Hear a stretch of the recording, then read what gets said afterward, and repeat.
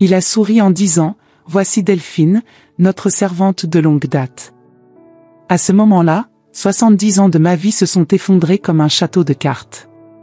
Que feriez-vous si votre propre fils niait si facilement votre existence? Les mains ridées qui berçaient autrefois cet enfant tremblaient maintenant alors qu'elle servait le thé aux invités élégants du salon. Je m'appelle Delphine Mercier et voici l'histoire du jour où mon fils m'a effacé de sa vie sous les yeux de la famille de sa fiancée. C'était un après-midi typique de printemps à Rennes. Le soleil filtrait à travers les hautes fenêtres de mon ancien appartement de la rue des Dames, illuminant les photographies de famille que j'avais si amoureusement conservées. Des photographies qui racontaient une vie consacrée à élever mon fils unique, Antoine. Des photos qu'il préférerait apparemment oublier. Ce matin-là, j'avais passé des heures à tout préparer pour la première rencontre avec les parents d'Élise, la fiancée d'Antoine. J'avais mal aux mains à cause de l'arthrite alors que je cuisinais les plats traditionnels bretons qu'Antoine a toujours appréciés, les galettes de sarrasin, le phare breton et le kouign-amann. Le doux arôme du beurre caramélisé imprégnait la pièce tandis que je disposais la vieille nappe en dentelle héritée de ma mère. L'appartement n'a jamais été aussi impeccable. Antoine a toujours été un garçon difficile, même dans le meilleur des cas. Dès son plus jeune âge, il a fait preuve d'un tempérament compliqué, exigeant, facilement irritable, voulant toujours plus que ce que je pouvais offrir en tant que mère célibataire. Lorsque son père nous a abandonnés, Antoine n'avait que 8 ans. C'est peut-être à ce moment-là que quelque chose s'est brisé en lui, quelque chose que, même avec tout mon amour, je n'ai jamais pu réparer complètement. Au fil des années, j'ai cumulé 2 jobs pour le maintenir dans les meilleures écoles de Rennes. Mes doigts étaient calleux à force de nettoyer la maison des autres pendant la journée et de coudre la nuit. Tout pour qu'il ait des opportunités que je n'ai jamais eues. Pour qu'il puisse devenir quelqu'un dans la vie. Et il est devenu. Antoine est diplômé en administration de la prestigieuse École supérieure de commerce de Rennes et évolue rapidement dans le monde de l'entreprise. À chaque nouveau poste, à chaque promotion, je me rendais compte que nos mondes s'éloignaient de plus en plus. Les visites autrefois hebdomadaires sont devenues mensuelles, puis occasionnelles, toujours sous prétexte d'un travail exigeant et de déplacements constants. Mais j'ai compris, ou du moins j'ai essayé de comprendre. Lorsqu'il m'a appelé il y a 3 semaines pour me dire qu'il s'était fiancé à Élise Laurent, fille d'un important homme d'affaires immobilier rennais, j'ai senti mon cœur se remplir d'espoir. C'était peut-être le nouveau départ dont nous avions besoin. Peut-être qu'une nouvelle famille lui rappellerait l'importance des liens qui nous unissent. Maman, j'aimerais que tu rencontres ses parents. Pouvons-nous faire ça dans ton appartement? C'est plus confortable. C'est ce qu'il a dit. Ce qu'il n'a pas dit, et ce que je n'ai naïvement pas réalisé, c'est que mon petit appartement ne servirait que de décor pittoresque à l'histoire qu'il s'était créée sur lui-même. L'horloge du salon indiquait exactement 3 heures de l'après-midi lorsqu'on sonna à la porte. J'ai ajusté ma plus belle robe bleu marine et j'ai passé mes mains dans les cheveux gris que j'avais coiffés spécialement pour l'occasion. J'ai pris une profonde inspiration et j'ai ouvert la porte. Antoine était là, élégant dans son costume coûteux, avec à ses côtés Élise, une jolie jeune femme aux cheveux bruns et aux yeux bienveillants. Derrière eux, un couple distingué que j'ai immédiatement identifié comme étant ses parents. La mère, une version plus âgée et raffinée d'Élise, et le père, un homme de grande taille au regard appréciateur qui a immédiatement scruté mon modeste appartement. « Bienvenue, entrez s'il vous plaît », ai-je invité, mon cœur battant d'impatience. Antoine entra le premier, tirant Élise par le bras comme s'il était à un spectacle. Ses parents ont suivi et j'ai fermé la porte, impatient de serrer mon fils dans mes bras après presque 2 mois sans le voir. Mais Antoine a gardé ses distances, se positionnant stratégiquement au centre de la pièce. « Monsieur et Madame Laurent, c'est la maison où j'ai passé une partie de mon enfance », commença-t-il sur un ton que je n'avais jamais entendu auparavant, affecté, presque théâtral. Comme je l'ai mentionné, mes parents sont décédés dans un accident quand j'étais jeune. J'ai senti le sang se glacer dans mes veines. De quelle histoire s'agissait-il? Son père nous avait abandonnés, certes, mais il était vivant à ma connaissance, vivant à Marseille avec sa nouvelle famille. Et j'étais là, juste devant eux. C'est alors que les yeux des Laurent se posèrent sur moi, pleins de questions non posées. Antoine suivit leur regard et prononça sans hésiter les mots qui allaient tout changer. « Ah, voici Delphine, notre servante de longue date. Elle a pris soin de moi après la mort de mes parents. Cela fait pratiquement partie du mobilier, non ?» Et il a ri, un rire léger qui a coupé l'air et m'a déchiré le cœur. Élise avait l'air confuse, mais elle me sourit poliment.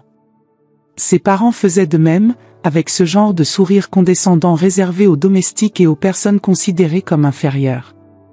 À cet instant, 70 ans de ma vie, les nuits blanches avec un Antoine malade, les sacrifices quotidiens, les larmes cachées, les petites victoires célébrées ensemble, tout était réduit à néant. En une seconde, mon fils m'avait transformé en un objet, un rouage commode dans son récit soigneusement construit. « Le thé est prêt », réussis-je à dire, ma voix étonnamment ferme malgré le tremblement de terre qui faisait rage en moi. « S'il vous plaît, asseyez-vous. » J'ai servi le thé en serrant la main, pendant qu'Antoine régalait tout le monde avec des histoires sur son enfance, une enfance réinventée où ses parents étaient des diplomates tragiquement décédés et où il était un garçon courageux qui a surmonté l'adversité avec dignité et détermination. Les Laurent boivent chaque mot avec leur thé, visiblement impressionnés par la résilience de leur futur gendre. Et moi ?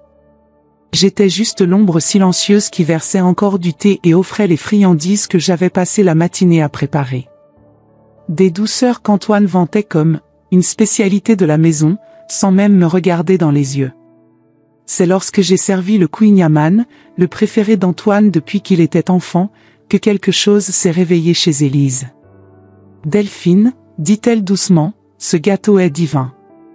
C'est une recette de famille ?» Avant que je puisse répondre, Antoine est intervenu. Une ancienne recette bretonne que Delphine a perfectionnée au fil des années. Elle a toujours eu un talent pour la cuisine, n'est-ce pas, Delphine ? Nos recettes familiales. Cette même recette que ma grand-mère m'avait apprise et que j'ai passé tant d'après-midi à enseigner à Antoine quand il était petit. Maintenant réduit à une simple pièce de plus dans son théâtre élaboré. Oui, monsieur, répondis-je machinalement, les mots me brûlant la gorge. L'après-midi s'est déroulé comme un cauchemar au ralenti. Chaque histoire inventée par Antoine était un coup de couteau. Chaque geste désinvolte de mépris, une coupure profonde. Monsieur Laurent a souligné le caractère exceptionnel de mon fils, combien il était rare de trouver des jeunes avec une telle fibre morale de nos jours. S'élever seul, sans parents, tout en devenant un homme aussi prospère, est admirable, a-t-il déclaré en levant sa tasse pour porter un toast silencieux. Antoine baissa la tête avec une fausse pudeur. J'ai eu la chance de trouver de bons mentors en cours de route, monsieur. Mentor. Était-ce ainsi qu'il voyait tous les sacrifices que j'avais faits? Comme les conseils occasionnels d'étrangers qui ont croisé votre chemin?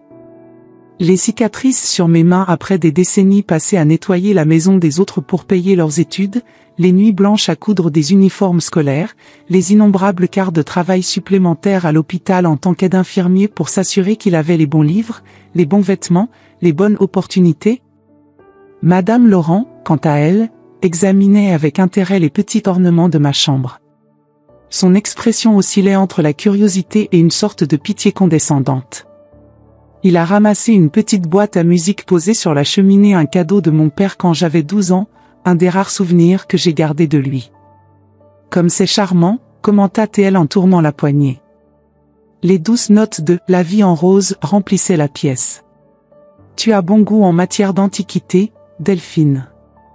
Merci, madame, répondis-je. C'était un cadeau de mon père. Un des rares objets de famille que j'ai de lui. Ah, sourit-elle en remettant la boîte à sa place. C'est toujours agréable d'avoir des petits souvenirs de famille, n'est-ce pas? Ils nous permettent de nous sentir connectés à notre passé. J'ai jeté un coup d'œil à Antoine. Son visage s'était subtilement durci, un muscle tendu dans sa mâchoire. Pendant un bref instant, j'ai cru voir une lueur de honte dans ses yeux, mais elle a disparu si rapidement que cela aurait pu être simplement mon imagination désespérée de trouver des remords dans ce visage familier qui semblait maintenant appartenir à un étranger. Antoine nous a indiqué que son appartement avait une vue privilégiée sur le parc du Tabor, a expliqué Monsieur Laurent en s'approchant de la fenêtre. Ah oui, je vois la cime des arbres d'ici. Ça doit être merveilleux au printemps quand les magnolias fleurissent. Oui, oui, répondis-je en le rejoignant près de la fenêtre. Antoine et moi y passions de nombreux dimanches après-midi quand il était petit. Les mots se sont échappés avant que je puisse les arrêter. Un silence inconfortable imprégnait la pièce. J'ai immédiatement réalisé mon erreur. Antoine m'a lancé un regard glacial, presque averti. Oui, intervint-il rapidement, Delphine m'emmenait sortir quand elle avait des jours de congé. C'était très gentil de sa part. Gentil. Comme si les heures que nous avons passées ensemble, mère et fils, étaient une aumône offerte par une servante dévouée. Élise, qui était restée relativement silencieuse, observant plus que parlant, s'approcha d'une des étagères où elle rangeait quelques albums photos. Parmi eux se trouvait un petit livre à la couverture bleue délavé, le journal de poésie que je tenais depuis que je suis jeune. « Tu aimes la poésie, Delphine ?» demanda-t-elle, ses doigts délicats touchant la couverture du livre. « Oui, mademoiselle », répondis-je, ressentant un soudain besoin de me rapprocher d'elle, d'établir une sorte de véritable connexion entre tout le théâtre. Depuis que je suis jeune. Je ne suis pas très douée, mais écrire m'apporte du réconfort. Elle est modeste, intervint Antoine, me surprenant. Delphine a toujours eu une sensibilité particulière aux mots. Je me souviens qu'elle me lisait parfois des poèmes quand j'étais enfant. Pendant un bref instant, nos regards se croisèrent. Il y avait là une reconnaissance, peut-être même un pincement au cœur de nostalgie. Mais il rompit rapidement le contact visuel et tourna son attention vers Élise, comme s'il avait peur de trop en révéler. Élise m'a souri, un sourire sincère qui a illuminé son visage. J'aimerais vraiment le lire un jour, si ça ne te dérange pas. Ce serait un honneur, répondis-je, surpris par ma propre sincérité. Le temps a passé, et finalement les Laurent ont commencé à montrer des signes indiquant qu'il était temps de partir. Antoine avait complètement conquis le couple par sa performance impeccable, le jeune orphelin courageux qui a surmonté tous les obstacles pour devenir un homme à succès, prêt à faire partie de leur prestigieuse famille. À la porte, Madame Laurent me tenait les mains dans les siennes, des mains douces qui n'avaient jamais connu le contact rude des produits d'entretien ni la chaleur brûlante des fers à repasser. C'était un bel après-midi, Delphine. Vous gardez une belle maison.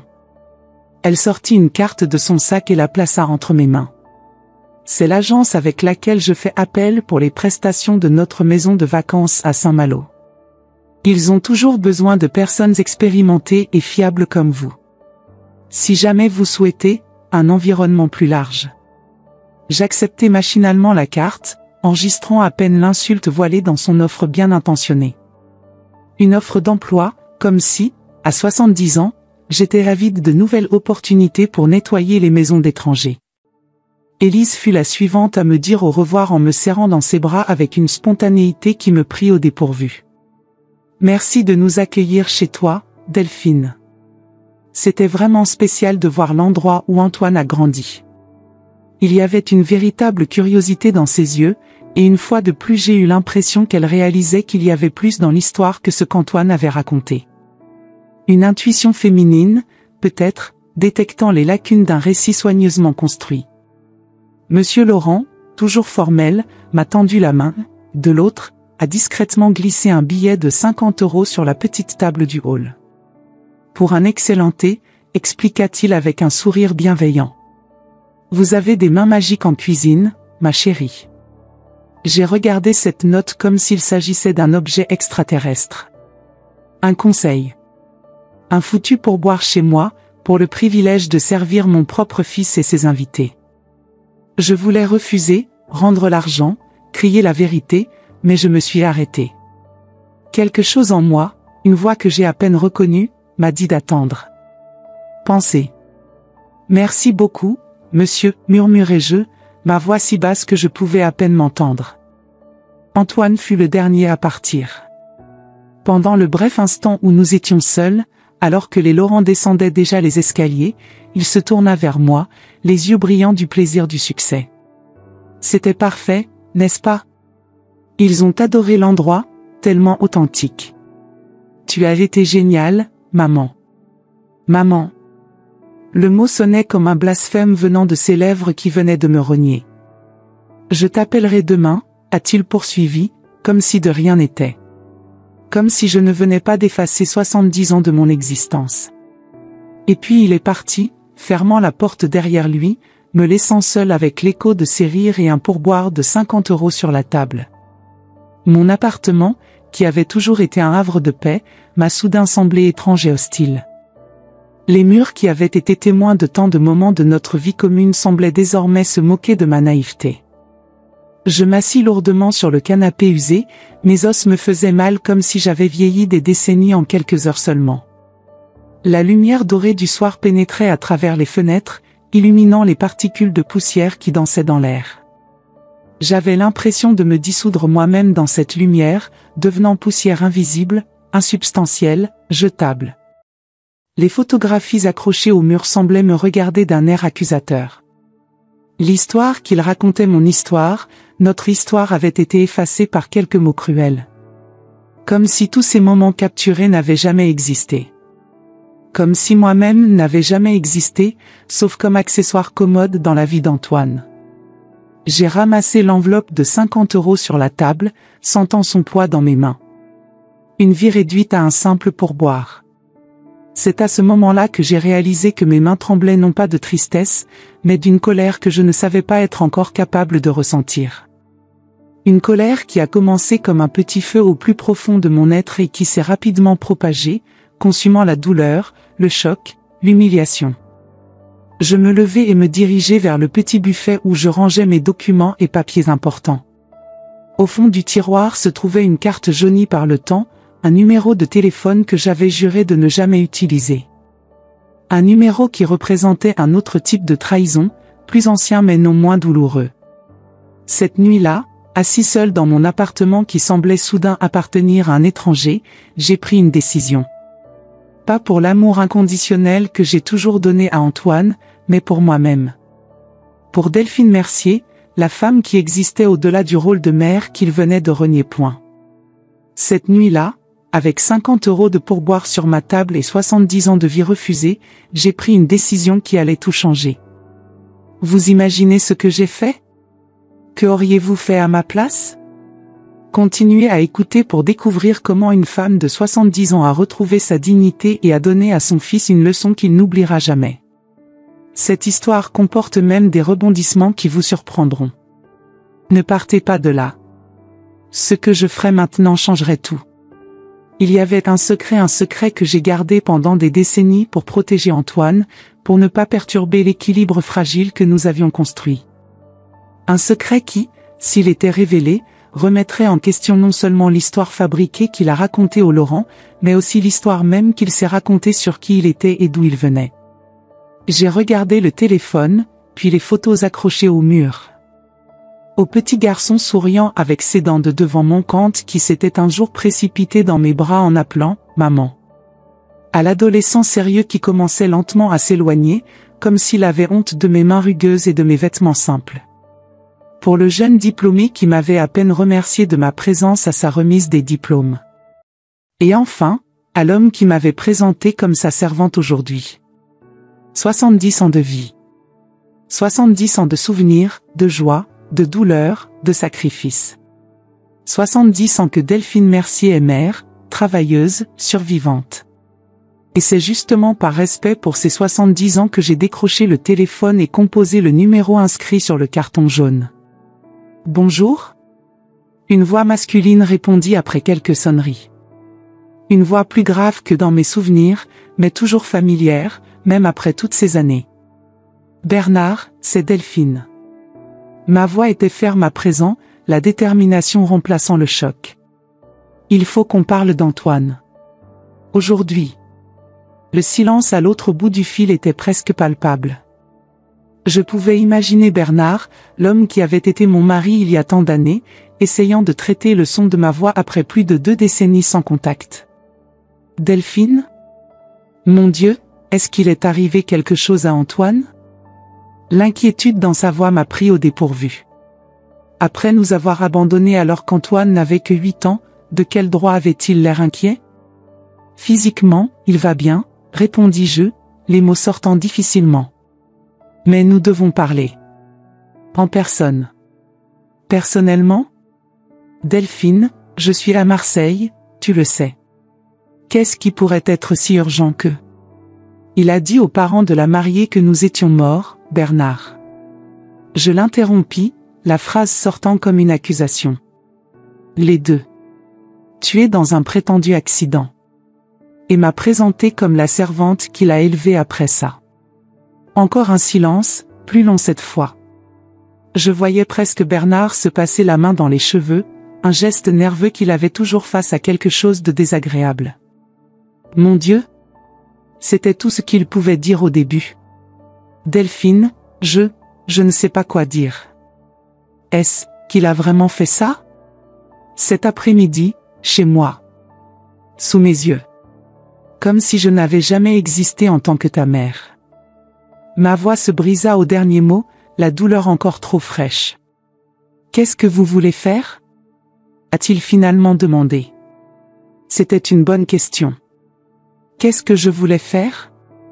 Pour la première fois depuis des décennies, je ne pensais pas à ce qui était le mieux pour Antoine. Je ne calculais pas comment le protéger, comment faciliter son passage. Pour la première fois, je pensais à moi. Chez Delphine. Chez la femme niée, effacée, réduite à l'accessoire. Je veux la vérité, Bernard. Ma voix semblait étrange à mes propres oreilles, plus forte, plus déterminée. Il est temps qu'Antoine sache la vérité. Tout cela. Plus de silence. Bernard savait exactement à quelle vérité je faisais référence. Le secret que nous gardions depuis plus de 4 décennies. Le secret que j'avais promis de ne jamais révéler, pour protéger Antoine du coup qui pourrait détruire son sentiment d'appartenance déjà fragile. Tu es sûre de ça, Delphine? Après toutes ces années, ça va tout changer pour lui. Pour toi. Pour nous tous. J'ai regardé le billet de 50 € encore sur la table, le prix qui valait apparemment toute ma vie aux yeux des Laurent et, par extension, aux yeux d'Antoine. Il a déjà tout changé, Bernard. En ce moment, les Laurent rentrent chez eux en croyant qu'Antoine est le fils de diplomate décédé. Que je ne suis qu'un serviteur dévoué qu'il a élevé par gentillesse après le drame. Il a effacé notre existence. Effacé qui il est. Effacé la vérité.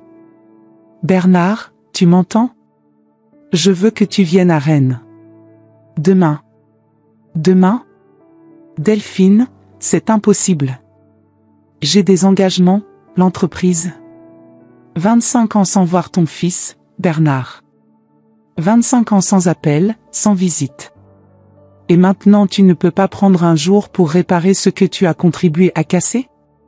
Demain, Bernard. Ou je le ferai moi-même. Qu'est-ce que tu comptes faire exactement? Sa voix semblait prudente maintenant. D'abord, je veux que vous rencontriez les Laurent.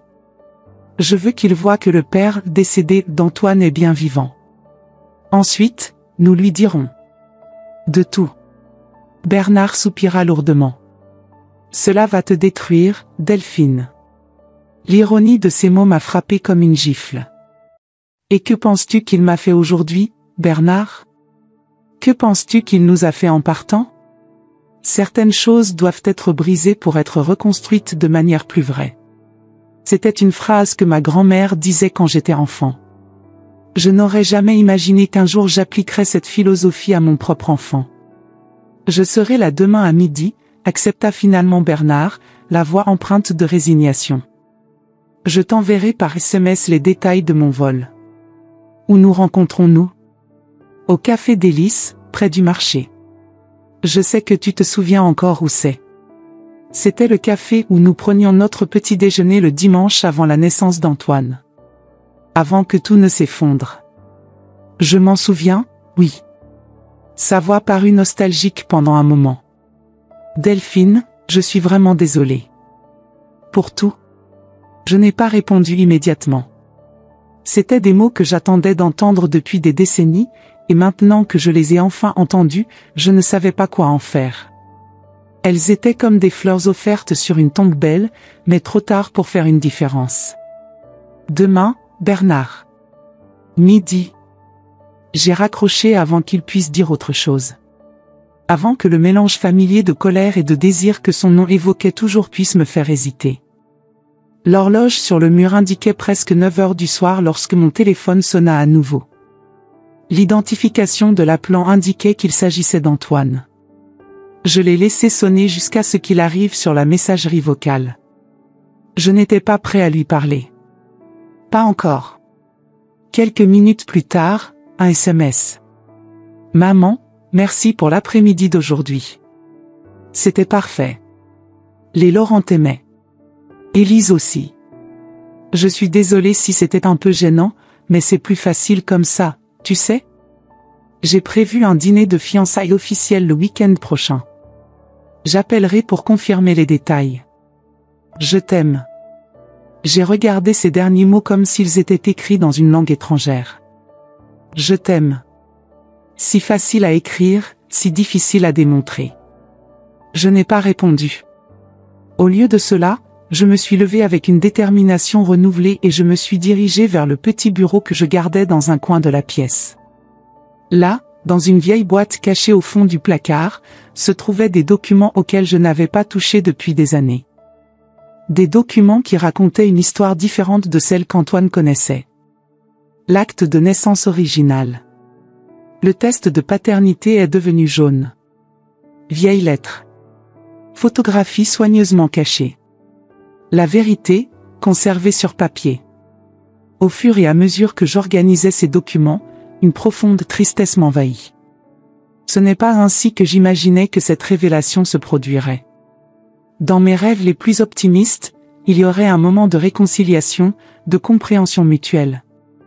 Un moment où Antoine, déjà mûr et sûr de lui, serait prêt à connaître la vérité sur ses origines sans que cela ne le détruise. Mais la vie suit rarement nos scénarios soigneusement planifiés. Parfois, la vérité n'attend pas le moment idéal. Parfois, elle éclate violemment au moment où on s'y attend le moins, déclenchée par un acte de cruauté ou de désespoir. J'ai conservé les documents dans un dossier et je les ai mis dans le sac que j'emporterai avec moi le lendemain. Après cela, j'ai fait quelque chose que je n'avais pas fait depuis longtemps. J'ai sorti mon journal de poésie et j'ai commencé à écrire. Les mots coulaient comme une rivière endiguée enfin libérée, emportant avec elle des décennies d'émotions inexprimées. Quand j'ai fini, l'horloge indiquait presque minuit. J'ai posé le journal ouvert sur la table de la cuisine, les pages nouvellement écrites exposant mon cœur comme je ne l'avais jamais fait auparavant. La décision a été prise. Le cap était fixé. Demain, enfin, Antoine saurait qui il est vraiment. Le silence dans mon petit appartement était assourdissant. Bernard était assis sur le canapé, feuilletant distraitement un de mes vieux albums photos. Je me déplaçais dans la cuisine, préparant du thé plus par habitude que par nécessité. Aucun de nous n'a commenté le fait qu'Antoine était en retard de 15 minutes, ce qui était inhabituel pour quelqu'un d'habitude aussi ponctuel. Il a l'air heureux ici, observa Bernard en désignant une photo d'Antoine à 16 ans, tenant fièrement un trophée d'un tournoi de débat scolaire. Tu as fait du bon travail, Delphine. Seule. J'ai fait ce que n'importe quelle mère ferait, répondis-je simplement. Non, il ne l'a pas fait. Il a fait bien plus. Bernard ferma soigneusement l'album. La plupart des femmes dans votre situation, abandonnées, sans soutien, avec un jeune enfant, se seraient effondrées. Vous ne vous êtes jamais effondré. C'était étrange d'entendre de tels éloges de la part de l'homme qui avait été la cause de tant de mes difficultés. Mais il y avait une sincérité dans ses yeux que je ne pouvais ignorer. Je devais être fort pour Antoine, répondis-je. Et il y avait toujours l'ombre du secret qui pesait sur nous. Bernard hocha sombrement la tête. Le secret. Pensez-vous vraiment qu'il est temps de le révéler? Après si longtemps? Avant qu'il ait pu répondre, la sonnette retentit 3 sonneries brèves et impatientes. Antoine. Bernard et moi avons échangé un regard. C'était le moment. Il n'y avait pas de retour en arrière. Quand j'ai ouvert la porte, Antoine était là, impeccablement vêtu d'un costume sombre, le visage un masque de calme professionnel qui masquait à peine la tension dans ses yeux. « Maman », dit-il formellement en se penchant pour m'embrasser sur la joue. Ses yeux parcouraient déjà l'appartement par-dessus mon épaule, cherchant. C'est alors qu'il vit Bernard se lever du canapé. La reconnaissance fut instantanée, même après 25 ans. J'ai vu le visage d'Antoine traverser une série d'émotions qui se succèdent rapidement, le choc, la confusion, la colère et enfin une sorte de résignation méfiante. « Antoine », parla le premier Bernard, la voix légèrement tremblante. Il y a longtemps. Antoine restait debout sur le seuil, comme s'il envisageait de s'enfuir. Finalement, il entra dans l'appartement, fermant la porte derrière lui avec un léger clic. « 25 ans, pour être exact, » répondit-il d'une voix froide. « Que faites-vous ici ?»« Je l'ai appelé, Antoine, » expliquai-je calmement. « Après ce qui s'est passé hier, j'ai pensé qu'il était temps pour nous de parler. Nous trois. » Antoine laissa échapper un petit rire sans humour. « Une réunion de famille ? Maintenant ? Après toutes ces années ?» Il se tourna vers Bernard, le regard dur. « Que s'est-il passé ? Vous n'avez plus d'argent à Marseille ? Êtes-vous venu voir si votre ex-femme et le fils que vous avez abandonné pouvaient vous aider ?» Bernard encaissa le coup sans protester. « Je mérite ça et plus encore, Antoine. Mais je ne suis pas là pour l'argent. Je suis là parce que ta mère m'a raconté ce qui s'est passé hier. Ce que tu as dit aux parents de ta fiancée. » Le visage d'Antoine pâlit légèrement, mais son expression resta provocante. « Et qu'est-ce que j'ai dit ? » « Que nous sommes morts, Antoine, répondis-je, gardant ma voix ferme malgré la douleur que provoquaient encore les mots. Que je suis ta servante. Que tes parents étaient des diplomates morts dans un accident.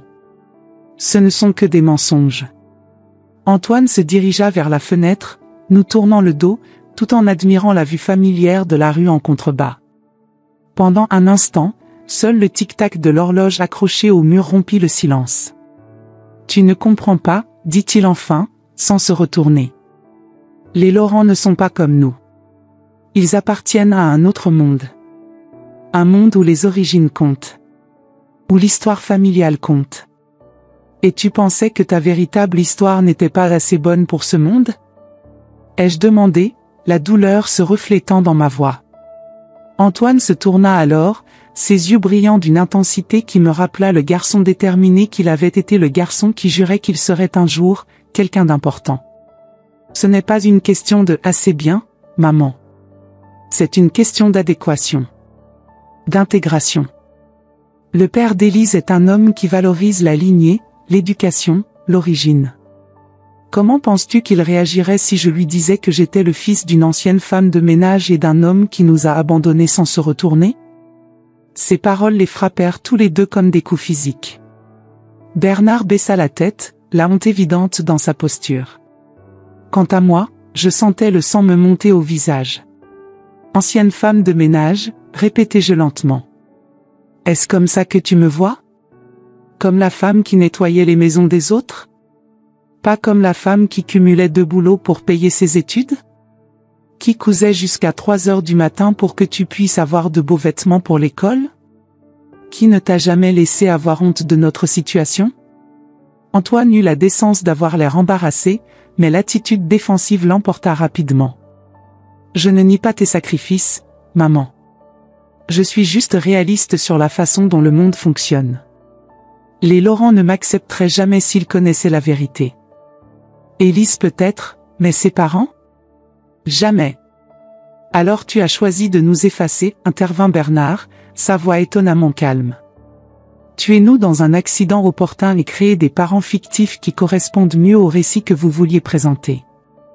Antoine soupira profondément, passant ses mains sur son visage dans un geste de frustration. Regardez qui parle d'effacer les gens. Vous m'avez effacé de votre vie il y a 25 ans. Vous n'avez même pas pris la peine de m'appeler le jour de mon anniversaire. Pour envoyer une carte pour Noël. Rien. Bernard accepta l'accusation d'un signe de tête. Tu as raison. J'étais un père épouvantable. Un lâche qui fuyait ses responsabilités. Je n'ai aucune excuse pour ça. Cet aveu franc sembla momentanément désarmer Antoine.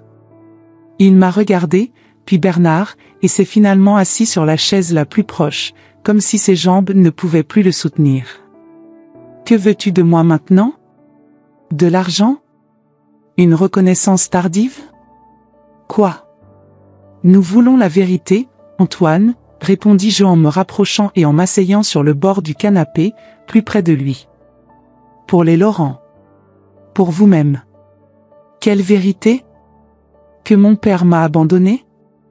Que j'ai grandi en regardant ma mère travailler jusqu'à l'épuisement pour me donner ce dont j'avais besoin? Que j'ai dû me battre 2 fois plus pour obtenir la moitié de ce que mes camarades privilégiés avaient? Pas seulement cette vérité, dit lentement Bernard, échangeant avec moi un regard significatif. Il y a plus. Antoine fronça les sourcils, les regardant tour à tour. Mais quoi? C'était le moment. Après 40 ans passés à garder ce secret, d'abord pour protéger un mariage fragile, puis pour protéger un garçon déjà traumatisé par l'abandon, et enfin, par habitude, par peur, par confort, il était temps que la vérité éclate. Je me suis levé, j'ai marché jusqu'à mon sac et j'ai sorti le dossier contenant les documents que j'avais séparés la veille. Je l'ai tendu à Antoine, mon cœur battant si fort que j'étais sûr qu'il pouvait l'entendre. « Qu'est-ce que c'est ?» demanda-t-il en regardant le dossier dans ses mains, toujours fermé. « La vérité, Antoine. » Tout ça. Avec des doigts hésitants, il ouvrit le dossier. Le premier document était son acte de naissance original, non pas la version modifiée qu'il connaissait, mais la première, la vraie. Ses yeux parcoururent le papier, s'attardant sur le champ « Père ». Quoi? Il leva les yeux, confus. C'est faux. Le nom ici n'est pas Bernard Mercier. Non, ce n'est pas le cas, confirmai-je, ma voix à peine au-dessus d'un murmure. Antoine regardait Bernard, penché en avant sur sa chaise, les coudes appuyés sur ses genoux, les mains jointes comme pour une prière. « Je ne comprends pas, » dit Antoine d'une voix soudain petite, presque enfantine. « Si tu ne le laisses pas. » Il s'interrompit, incapable de terminer sa phrase, la réalité étant encore trop accablante pour être articulée. Quand ta mère et moi nous sommes mariés, elle était déjà enceinte, expliqua Bernard à voix basse. Je le savais. Je l'ai accepté. J'ai promis de t'élever comme mon fils. Et pendant 8 ans, c'est ce que j'ai fait. Ou essayé de faire. Alors tu n'es pas mon père? Les mots sont finalement sortis, remplis de choc et d'incrédulité. Biologiquement, non, répondis-je, sentant le poids de 4 décennies de secrets se dissiper à chaque mot. Mais il a choisi d'être ton père, Antoine. Il t'a donné ton nom. Pendant 8 ans, il t'a élevé comme son fils. Antoine avait l'air hébété, ses yeux revenant sur le document entre ses mains, comme s'il s'attendait à ce que les mots changent, que tout cela n'était qu'une erreur, une cruelle plaisanterie. « Qui est-ce alors ?» demanda-t-il finalement, sa voix à peine audible. « Qui est mon père biologique ?» J'échange un regard avec Bernard. Cette partie de l'histoire n'appartenait qu'à moi. Son nom était Pierre Dubois. Il était professeur à l'université où j'étudiais les lettres. Nous avons eu une brève relation quand j'avais 20 ans. Quand j'ai découvert que j'étais enceinte, il avait déjà accepté un poste dans une université au Canada. Il ne voulait pas mettre sa carrière en péril. Il m'a proposé de l'argent pour résoudre le problème. Antoine ferma les yeux, absorbant l'information comme un coup physique. Et tu as refusé. J'ai refusé. Je voulais t'avoir, avec ou sans lui. C'est à ce moment-là que j'ai rencontré Bernard. Il savait tout depuis le début. Il a accepté de m'aider, de te donner un nom et un foyer. Pourquoi? Demanda Antoine à Bernard, les yeux désormais ouverts, fixés sur celui qu'il avait cru toute sa vie être son père. Pourquoi ferais-tu ça? Un sourire triste se dessina sur les lèvres de Bernard. Parce que j'aimais ta mère. Parce que je pensais que ce serait suffisant. Que je pourrais surmonter le fait que tu n'étais pas biologiquement mienne. Que nous pourrions être une vraie famille. Mais ce n'était pas suffisant, conclut Antoine, la voix désormais amère. C'est pour ça que tu es parti. Bernard hocha lentement la tête. En partie. Il y avait d'autres problèmes, ma carrière stagnante, ma propre immaturité, la tentation d'une vie plus facile ailleurs. Mais oui, il y avait toujours cette voix au fond de mon esprit me rappelant que tu n'étais pas vraiment mon fils. C'était cruel et injuste, mais c'était ce que je ressentais. Antoine feuillette les autres documents du dossier, le test de paternité réalisé en secret alors qu'il n'avait que 2 ans, confirmant que Bernard n'était pas son père biologique, quelques vieilles lettres de pierre me refusant toute responsabilité, une photographie jaunie d'un jeune homme souriant qu'Antoine n'avait jamais vu auparavant, mais dont les yeux, je me rends compte maintenant qu'il remarqua la ressemblance, ressemblaient incroyablement aux siens. Pourquoi ne me l'ont-ils jamais dit? Pendant tout ce temps, pourquoi garder ça secret? Au départ, pour protéger notre mariage, expliquai-je. Après, quand Bernard est parti, tu étais déjà tellement secoué par son abandon, comment as-tu pu dire qu'il n'était même pas ton père biologique? Que ton vrai père m'avait aussi abandonné avant même ta naissance? Cela semblait trop cruel. Et après ça, insista Antoine, la voix désormais pleine de colère. Quand ai-je grandi? Quand suis-je devenu adulte? Pourquoi ne me l'ont-ils pas dit alors? Le temps a passé, Antoine, répondis-je finalement. Plus nous gardions le secret longtemps, plus il semblait difficile de le révéler. Et tu semblais si déterminé à laisser ton passé derrière toi, à construire ta propre identité. Je pensais que ce serait égoïste de ma part d'évoquer quelque chose qui pourrait déstabiliser tout ce que tu avais accompli. Antoine se leva brusquement, tenant toujours le dossier contenant les documents. Il se dirigea de nouveau vers la fenêtre, le dos rigide, les épaules tendues. Alors pourquoi maintenant? Demanda-t-il sans se retourner. Pourquoi, après 40 ans, ont-ils décidé qu'il était temps de larguer cette bombe sur ma vie? Juste au moment où je suis sur le point de me marier? De fonder ma propre famille? Parce que tu nous as tués, Antoine, répondit Bernard d'une voix étonnamment ferme. Parce que tu as nié notre existence. Parce que tu as transformé ta mère, la femme qui a tout sacrifié pour toi, en servante, un accessoire jetable dans ta nouvelle vie glamour. Antoine se détourna, le visage masque d'émotions contradictoires: colère, honte, confusion, peur. Alors tu veux me punir? C'est ça? Tout révéler au Laurent pour me venger de ce que j'ai fait? Non, Antoine, répondis-je en me levant et en me dirigeant vers lui. Nous voulons que vous arrêtiez de vivre dans le mensonge. Nous voulons que vous ayez la chance de construire quelque chose de réel avec Élise, quelque chose basé sur la vérité, pas sur une histoire fabriquée qui, tôt ou tard, s'effondrera. Antoine laissa échapper un rire amer. La vérité? Quelle vérité, exactement? Que je suis l'enfant d'une aventure passagère avec un professeur qui ne voulait même pas savoir que j'existais? Que l'homme que je pensais être mon père biologique pendant 40 ans m'a en fait accueilli par charité puis m'a abandonné parce qu'il ne supportait pas de me regarder et de se rappeler que je ne suis pas de son sang? Ces paroles étaient remplies d'une douleur si profonde, si ancienne, que j'ai senti mon cœur se briser à nouveau. Cette douleur, ce sentiment de ne pas appartenir, de ne pas être assez avait toujours été là, bien avant la révélation d'aujourd'hui. C'était peut-être pour cela qu'Antoine était si désespéré de se créer une nouvelle identité, une nouvelle histoire, parce que la vraie avait toujours été trop douloureuse à affronter. Antoine, commençai-je d'une voix douce maintenant, tu es bien plus que tes origines. Bien plus que les erreurs que Bernard et moi avons commises. Tu es un homme brillant, déterminé et qui a réussi. Rien de tout cela ne change avec la vérité. Tout change, répondit-il, la voix brisée. Tous. Il se dirigea vers la porte, le dossier toujours fermement tenu dans sa main, comme s'il s'agissait d'une bombe à retardement susceptible d'exploser à tout moment.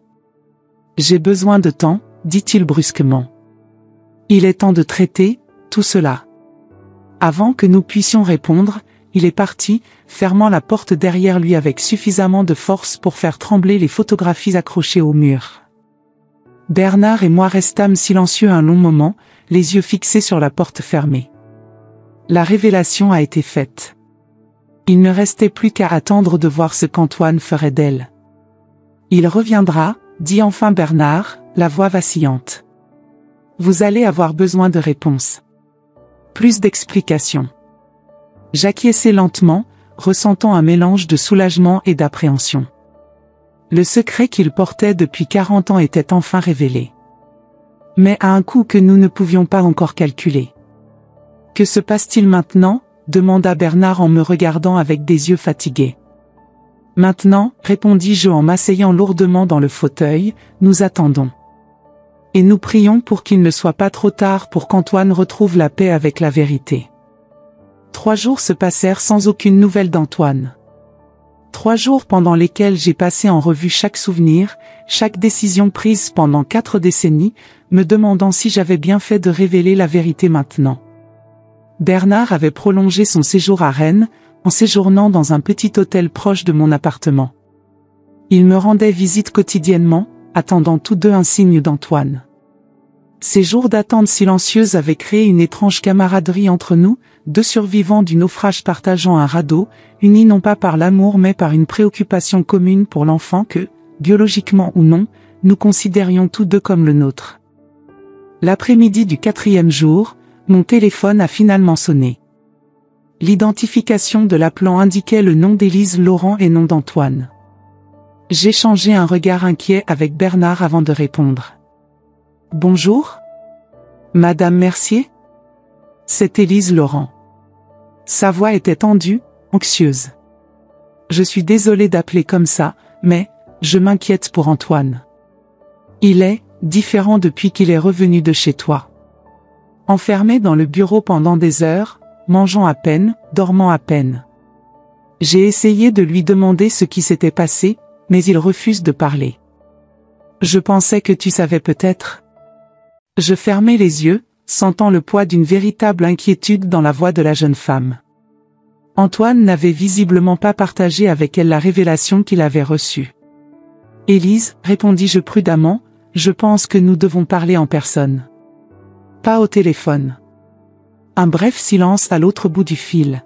« Il s'est passé quelque chose de grave, n'est-ce pas ? » Ce n'était pas une question, mais une observation. « Oui, admis-je. Mais ce n'est pas à moi de le dire. C'est Antoine qui devrait te parler. Tout ce que je peux dire, c'est qu'il traverse actuellement quelque chose de difficile, quelque chose qui l'a profondément ému. »« Je vois, répondit-elle après une pause. Je ne comprends pas vraiment, mais je te respecte. Je voulais juste que tu saches que je suis là pour lui. Pour toi aussi, si tu as besoin de moi. Je t'ai beaucoup aimé quand nous nous sommes rencontrés. Je pense que nous nous ressemblons plus qu'Antoine ne le pense. » Ces paroles m'ont pris par surprise. Il y avait chez cette jeune femme une sagesse et une douceur qu'Antoine avait clairement sous-estimées.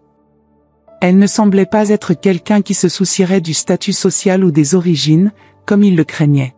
« Merci Élise. Cela me touche beaucoup. Et quand Antoine sera prêt, je suis sûre qu'il te parlera. » Après avoir raccroché, j'ai rapporté la conversation à Bernard qui m'a écouté attentivement. « Elle a l'air d'être une bonne personne », a-t-il observé. « Peut-être qu'Antoine sous-estime sa capacité à accepter la vérité. »« Peut-être que je sous-estime nos capacités à tous », répondis-je pensivement. Le lendemain, je préparais le déjeuner quand la sonnette a retenti. J'ai ouvert la porte et il y avait Antoine, pâle et avec de profonds cernes sous les yeux, comme s'il n'avait pas dormi depuis des jours. Sans dire un mot, il entra dans l'appartement en regardant autour de lui. « Bernard n'est pas là », l'informai-je en fermant la porte derrière lui. « Il est allé s'occuper de quelques affaires à la banque.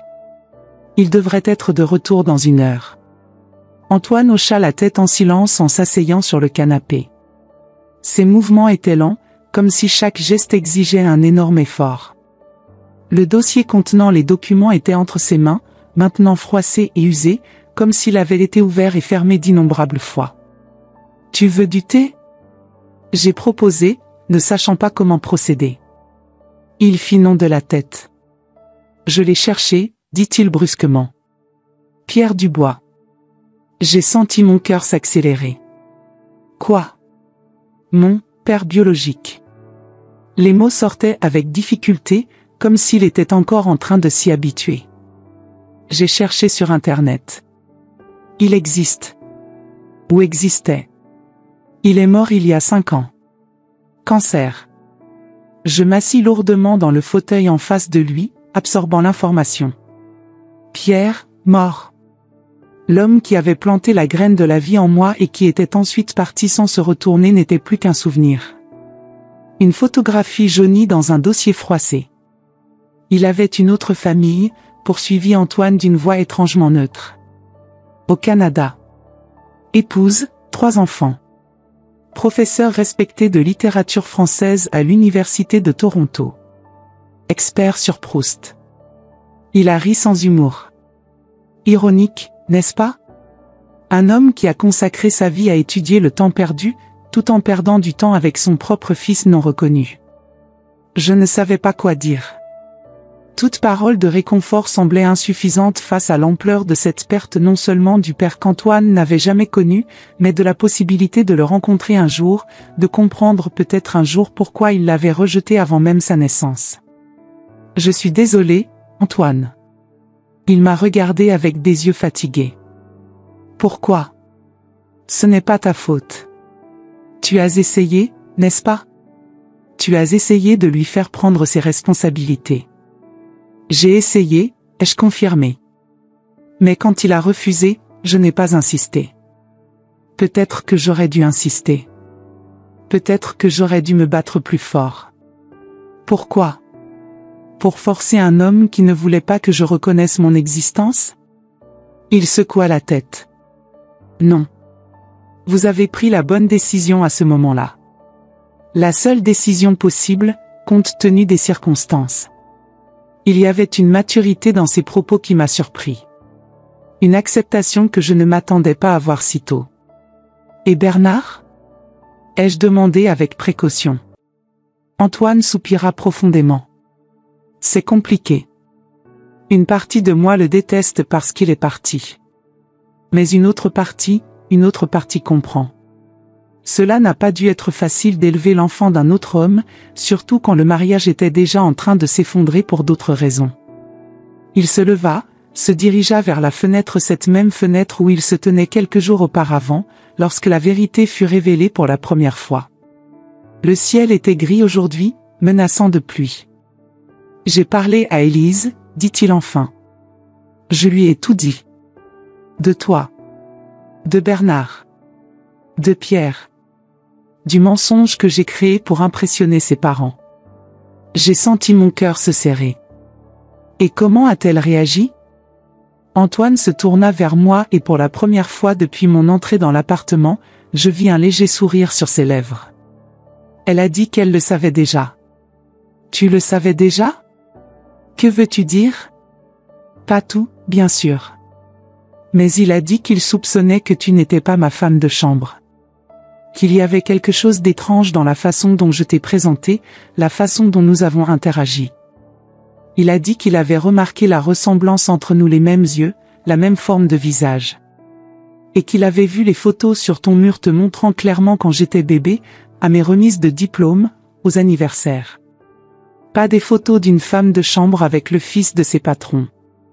J'ai toujours su qu'Élise était observatrice, je l'avais remarqué lors de la brève rencontre que nous avons eue.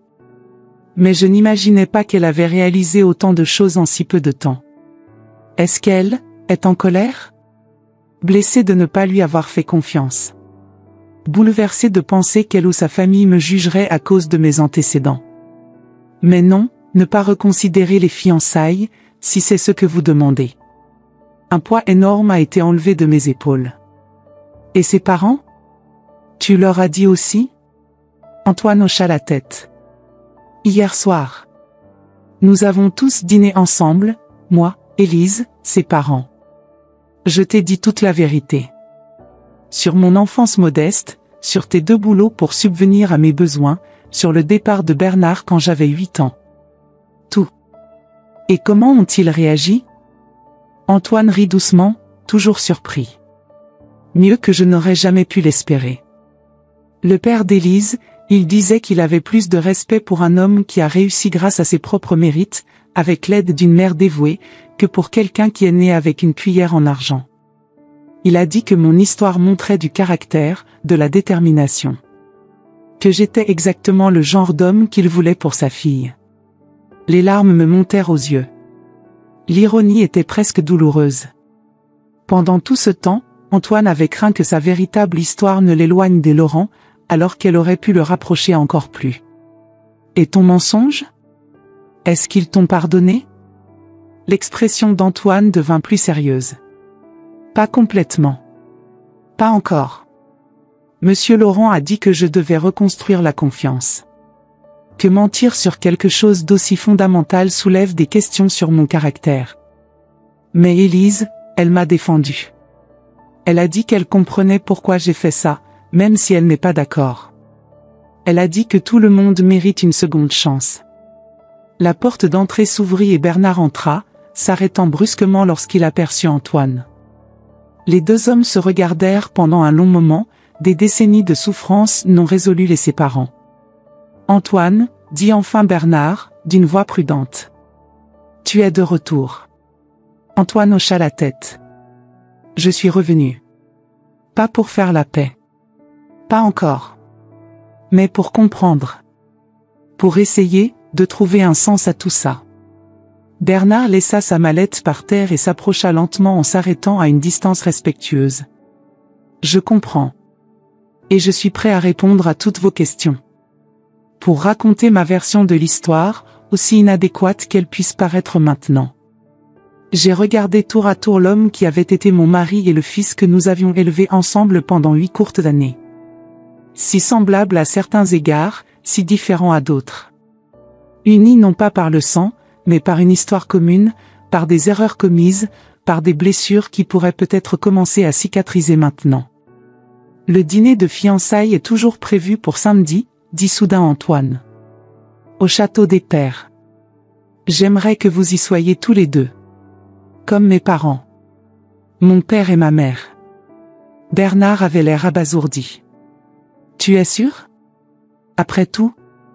Ce n'est pas une grâce, précise rapidement Antoine. C'est un début.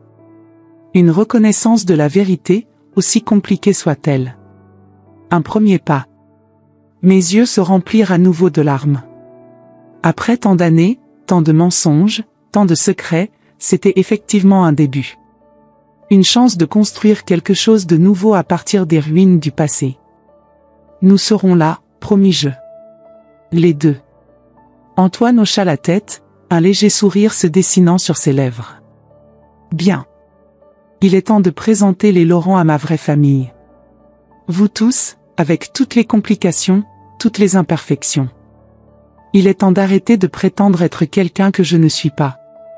En regardant mon fils, cet homme complexe et contradictoire qui était né dans mon ventre, qui portait le nom d'un homme qui n'était pas son père biologique, qui avait surmonté l'abandon et les difficultés pour construire sa propre vie, j'ai ressenti un élan de fierté si intense que je pouvais à peine respirer.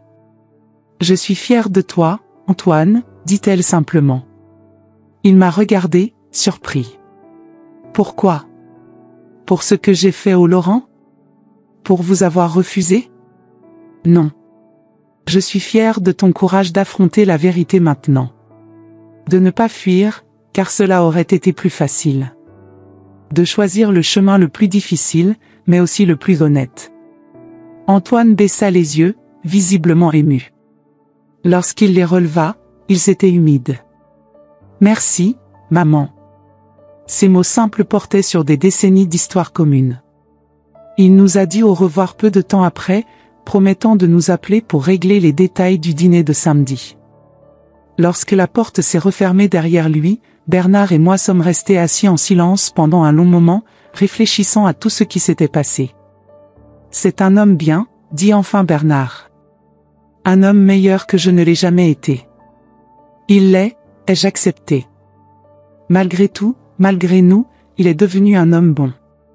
Samedi, je portais ma plus belle robe, Non pas celle que j'avais cousue pour la remise des diplômes d'Antoine, mais une nouvelle, que j'avais achetée spécialement pour l'occasion. Bernard est venu me chercher, élégant dans un costume sombre, ses cheveux gris soigneusement peignés. Le château des Pères était exactement comme son nom l'indique, un petit château transformé en restaurant haut de gamme à la périphérie de Rennes. Alors que le taxi nous faisait franchir les portes ornées, j'ai ressenti un mélange d'anxiété et d'espoir. Ce soir marquerait un nouveau départ pour nous tous. Antoine et Élise nous attendaient à l'entrée. Elle était encore plus belle que dans mes souvenirs, radieuse dans une robe bleu pâle qui mettait en valeur ses yeux. Mais c'est son expression lorsqu'il nous a vus qui m'a vraiment touché, un sourire sincère et chaleureux, sans aucune trace de la condescendance que je craignais. « Madame Mercier », dit-elle en venant me serrer dans ses bras comme si nous étions de vieux amis. « Je suis tellement heureuse que tu puisses être ici ce soir. Comme tu le es vraiment. S'il te plaît, appelle-moi Delphine, répondis-je en lui rendant son étreinte. Elle se tourna vers Bernard et lui tendit la main. Et tu dois être le père d'Antoine. C'est un plaisir de te rencontrer officiellement. Bernard lui serra la main, visiblement ému par la manière dont elle le qualifiait non pas de beau-père ou d'ex-beau-père, mais simplement de père. Tout le plaisir est pour moi, Miss Laurent. Élise, s'il te plaît, insista-t-elle en souriant. Antoine observait l'interaction avec une expression complexe du soulagement, de l'appréhension, une certaine vulnérabilité qu'il montrait rarement. Les parents d'Élise sont déjà à l'intérieur, informa-t-il. Ainsi que quelques amis et collègues proches. J'ai entendu la nervosité dans sa voix. Cette nuit ne serait pas facile pour lui, il devrait expliquer à de nombreuses personnes pourquoi sa servante était désormais présentée comme sa mère, pourquoi son père, décédé, était vivant et présent. Mais le fait qu'il ait accepté d'y faire face, de rectifier publiquement son mensonge, en disait long sur l'homme qu'il était devenu. « Nous sommes prêts », assurai-je en lui tenant brièvement la main. Nous tous. La salle à manger privée du restaurant était décorée de fleurs fraîches et de lumière douce. Une trentaine de personnes étaient déjà là, discutant en petits groupes, coupe de champagne à la main. Lorsque nous sommes entrés, les conversations se sont légèrement ralenties, des regards curieux se sont tournés vers nous. Les Laurent furent les premiers à s'approcher. Monsieur Laurent, un homme grand et distingué avec une moustache bien taillée, m'a le premier contacté. Madame Mercier, c'est un plaisir de vous revoir. Et cette fois, d'être présentée comme la mère d'Antoine. Une femme remarquable, d'après ce qu'il nous a dit. Je sentis le rougissement monter sur mes joues. Merci, monsieur Laurent. J'ai juste fait ce que n'importe quelle mère ferait pour son fils. Non, tu ne l'as pas fait, répondit-il avec une fermeté surprenante. Il a fait bien plus. Et nous le savons tous maintenant. Madame Laurent, élégante dans une robe en soie, m'a brièvement serré dans ses bras. Je suis désolé pour notre premier rendez-vous, dit-il doucement. Si seulement nous savions. Il n'y a pas besoin d'excuses, lui ai-je assuré. Ce n'était pas ta faute. Les présentations se sont poursuivies. Bernard fut reçu poliment, sinon chaleureusement, par les Laurent. D'autres invités nous ont accueillis, certains visiblement confus par notre présence, d'autres déjà informés de la vérité par Antoine ou Élise. Un serveur passa en proposant des coupes de champagne. J'en ai accepté un, Bernard un autre. Une fois que tous les invités ont pris leur verre, Antoine a attiré leur attention en tapotant doucement son verre avec une cuillère. Amis, famille, collègues, commença-t-il, la voix ferme malgré la nervosité que je pouvais déceler dans ses yeux. Merci d'être ici ce soir pour célébrer nos fiançailles. Il regardait Élise avec tellement d'amour que j'ai senti mon cœur se dilater dans ma poitrine. Elle lui rendit son regard avec la même intensité, le soutenant silencieusement. Avant de poursuivre les célébrations, il y a quelque chose que je dois clarifier, a poursuivi Antoine. Quelque chose sur moi, sur mon histoire, sur ma famille. Un silence attentif s'abattit sur la salle. Antoine inspira profondément avant de continuer. Certains d'entre vous ont récemment rencontré Madame Mercier qui était mon ancienne servante. Il m'a fait signe. La vérité, c'est que c'est ma mère. Ma mère dévouée et aimante qui a occupé 2 emplois pour m'élever seule après que mon père nous a quittés quand j'avais 8 ans. De doux murmures parcoururent la pièce. Antoine poursuit. Et voici Bernard Mercier, mon père. Pas mon père biologique, comme je l'ai découvert récemment, mais l'homme qui m'a donné son nom, qui m'a élevé durant mes premières années. Bernard hocha la tête en signe de reconnaissance, sa posture tendue mais digne. J'ai créé une fiction sur mes origines, avoua Antoine, la voix désormais plus forte, plus claire. L'histoire de parents diplomates morts dans un accident.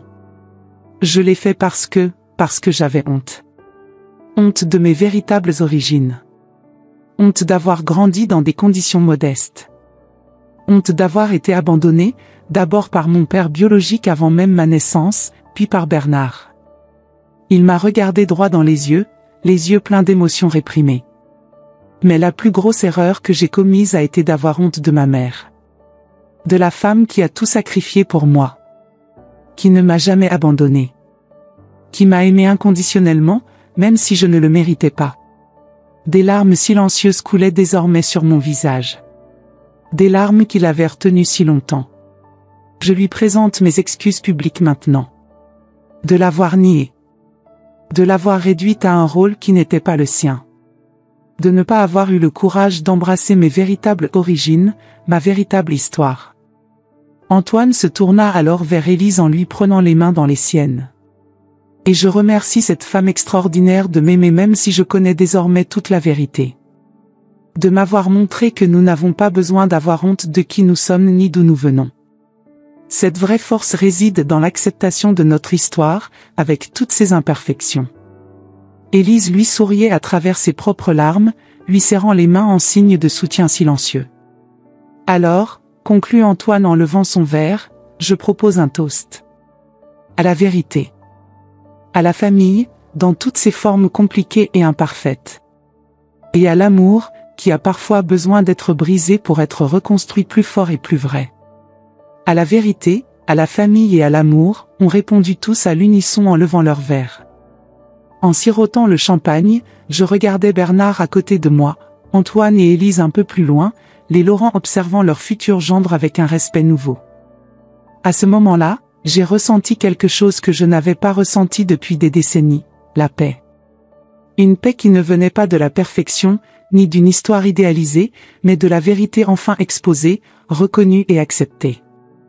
Plus tard dans la nuit, alors que la fête continuait autour de nous, Antoine m'a entraîné dans un coin calme de la pièce. « Maman » commença-t-il d'une voix douce. « Je veux que tu saches. Je n'ai jamais eu honte de toi.